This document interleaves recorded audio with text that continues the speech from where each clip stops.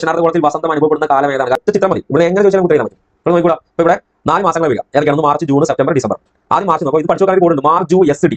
ഇവിടെ തുടങ്ങണം. താഴെ മാർച്ച്, ജൂ, എസ്, ഡി. മാർച്ച് പറഞ്ഞാൽ മാർച്ച്, ജൂൺ പറഞ്ഞാൽ June, S September, D December. അപ്പോൾ ഏകദേശം ചിലപ്പോൾ മാർച്ച് ജൂണിലേക്ക്, നിങ്ങൾ മാർച്ച് ഏപ്രിൽ, മെയ്, ജൂൺ 3 മാസത്തെ ഗ്യാപ്പ് ഉണ്ട്. അങ്ങനെ ഓരോ 3 മാസത്തെ ഗ്യാപ്പ് വരും. മാർച്ച് ജൂണിലേക്ക് 3 മാസം, ജൂൺ സെപ്റ്റംബറിലേക്ക് 3, സെപ്റ്റംബർ ഡിസംബറിലേക്ക് 3, ഡിസംബർ മാർച്ചിലേക്ക് 3. അങ്ങനെ 12 മാസങ്ങൾ അവിടെ വരും. അപ്പോൾ നിങ്ങൾ നോക്കുക, ഞാൻ ഒരു വട്ടം വരച്ചിട്ടുണ്ട് അല്ലേ, ഒരു സർക്കിളും കൂടെ കാണാൻ പറ്റും.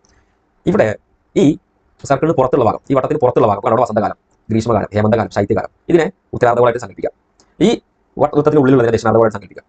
ഓക്കെ, അല്ലെങ്കിൽ കുളങ്കര കളിക്കുന്നത്. ഇതിൽ കുളയത, ഇതിന്റെ ഉൾഭാഗം. കുളത്തിലുള്ളത് ഇപ്പോൾ ഹേമന്തം, ശൈത്യം, വസന്തം, ഗ്രീഷ്മം അല്ലെ. അതേപോലെ കരയിലുള്ളത് സ്പ്രിംഗ്, സമ്മർ, ഓട്ടം, വിന്റർ അല്ലെ. അപ്പോൾ നമ്മൾ നേരത്തെ പറഞ്ഞു മാസങ്ങൾ പഠിക്കാൻ മാർച്ച് എസ് ഡി. നിങ്ങൾ നോക്കിക്കോളൂ, മാർച്ച് എസ് ഡി. അപ്പോൾ നിങ്ങൾ നോക്കുക എവിടെ എത്രയാണ്? മാർച്ച് 21, 23, 22. അതിങ്ങനെ കൊടുത്താൽ മതി. ജൂൺ 21, മാർച്ച് 21, 22, 23 പ്രധാനപ്പെട്ടതാണ്. അങ്ങോട്ട് ഇങ്ങോട്ട് മാറിയത് മാർച്ച് 21, ജൂൺ 21, പിന്നെ സെപ്റ്റംബർ 23 ആണോ, ഡിസംബർ 22. ഇങ്ങനെ നോക്കുമ്പോൾ ഇവിടുന്ന് ജൂൺ നോക്കുമ്പോൾ 21, 22, 23 അങ്ങനെ ചെയ്യാം അല്ലെ. അപ്പോൾ ഇത് ചിത്രം വരച്ച് മനസ്സിലാക്കി വെക്കുന്ന വളരെ നന്നായിരിക്കും. അപ്പം ഇനിയിപ്പോൾ ചോദ്യം ചോദിച്ചാൽ നമുക്ക് ഉത്തരം പറയാൻ. നിങ്ങൾ നോക്കിക്കോളൂ, നമ്മളെ ക്വസ്റ്റൻ എന്തായിരുന്നു? ക്വസ്റ്റൻ ദക്ഷിണാർദ്ധഗോളത്തിൽ വസന്തം അനുഭവപ്പെടുന്ന കാലം ഏതാണ്? അപ്പോൾ നിങ്ങൾ നോക്കിക്കോളൂ, ഈ വൃത്തത്തിന്റെ ഉൾഭാഗമാണ് ദക്ഷിണാർദ്ധഗോളം, പുറഭാഗം ഏതാണ്? ഉത്തരാർദ്ധഗോളം, നോർത്ത് ഹെമിസ്ഫിയർ, സദേൺ ഹെമിസ്ഫിയർ. അപ്പോൾ ഈ ചിത്രത്തിൽ നമ്മൾ നോക്കുക, ദക്ഷിണാർദ്ധഗോളം ഉള്ളിൽ നോക്കുക. ദക്ഷിണാർദ്ധഗോളത്തിൽ വസന്തകാലം ഏതാണ് പറയുന്നത് അല്ലെ. ഈ വസന്തകാലം അനുഭവപ്പെടുന്നത് എല്ലാ മാസങ്ങൾക്കിടയിലാണ്? സെപ്റ്റംബർ 23, ഡിസംബർ 22 ഇടയിൽ. ഈ ഒരു ചിത്രം നിങ്ങൾ വരച്ചു നോക്കുകയാണെങ്കിൽ ഇതിന്റെ ഒരു സ്ക്രീൻഷോട്ട് എടുക്കുകയാണെങ്കിൽ ഇത് ഈസിയായിട്ട് പഠിച്ചു നോക്കാൻ പറ്റും അല്ലെ. അപ്പോൾ നിങ്ങൾ നോക്കുക, നമുക്കറിയാം മാർച്ച് 21, സെപ്റ്റംബർ 23 പ്രത്യേകത ഭൂമധ്യരേഖ ഇക്വേറ്ററിന് നേർമുകളിലായിരിക്കും സൂര്യന്റെ സ്ഥാനം.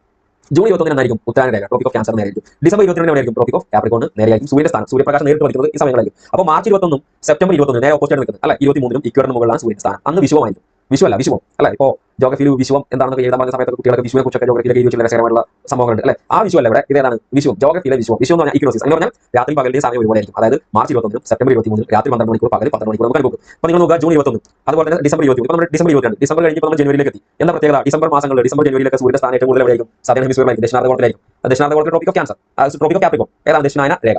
അപ്പോൾ അവിടെ സൂര്യ സ്ഥാനം ഇന്ത്യ എവിടെയാണ്? ഉത്തരാർദ്ധഗോളത്തിലാണ് ഇന്ത്യ സ്ഥിതി ചെയ്യുന്നത് അല്ലെ. അപ്പോൾ ഇന്ത്യയിൽ നമ്മൾ കേരളം ഭൂമധ്യരേഖ അടുത്തായതുകൊണ്ട് തന്നെ ഈ ഒരു വലിയ മാറ്റങ്ങൾ നമ്മൾ എക്സ്പീരിയൻസ് ചെയ്യുന്നത്. പക്ഷേ നമ്മൾ നോർത്ത് ഇന്ത്യയിലേക്ക് പോകുമ്പോൾ അവിടെ എന്തായിരിക്കും? രാത്രിയുടെ അളവ് കൂടുതലായിരിക്കും, പകലിന്റെ ദൈർഘ്യം കുറവായിരിക്കും അല്ലെ. കാരണം അവിടെ എന്താണ്? ദക്ഷിണാർദ്ധഗോളത്തിലേക്ക് സൂര്യ സ്ഥാനം ഡിസംബറിൽ ആ ഭാഗങ്ങളൊക്കെ. അതുപോലെ ജൂൺ 21 ആയിരിക്കും. ജൂൺ മാസങ്ങളൊക്കെ നിങ്ങൾ നോക്കുക, നമ്മുടെ നോർത്ത് ഇന്ത്യ ഭാഗങ്ങളൊക്കെ. ഞാൻ പറഞ്ഞു കേരളത്തിൽ നമുക്ക് ഇങ്ങനെ കൂടുതലായിട്ട് എക്സ്പീരിയൻസ് ചെയ്യാൻ കഴിയില്ല. ഈ കാലങ്ങളൊക്കെ കേരളത്തിൽ മോഡറേറ്റ് ടെമ്പറേച്ചർ ആയിരിക്കും. അതുകൊണ്ടാണ് ഭൂമധ്യരേഖ അടുത്ത് നിൽക്കുന്നതാണ് അല്ലെ. അതുകൊണ്ട് കേരളത്തിൽ പോയി ഒരു മോഡറേറ്റ് ടെമ്പറേച്ചർ ആയിരിക്കും. അപ്പോൾ നിങ്ങൾ നോർത്ത് ഇന്ത്യയിൽ നല്ല തണുപ്പുള്ള സമയത്ത് ഡിസംബറിൽ നല്ല തണുപ്പായിരിക്കും. അതുകൊണ്ടാണ് സൂര്യ സ്ഥാനം എവിടെയാണ്? ദക്ഷിണാർദ്ധഗോളത്തിലാണ്. അപ്പോൾ ഒരുപാട് താഴെയായിട്ടുണ്ട്. അപ്പോൾ അതുകൊണ്ട് ഇന്ത്യയുടെ ഭാഗങ്ങൾ സൂര്യപ്രകാശം അല്ലാതെ ലഭിക്കുന്നതായിരിക്കും. അതിന്റെ അളവ് വളരെ കുറവായിരിക്കും. അതുകൊണ്ട് തന്നെ അവിടെ ആ സമയത്ത് നല്ല തണുപ്പ് നമുക്ക് അനുഭവപ്പെടുന്നത്.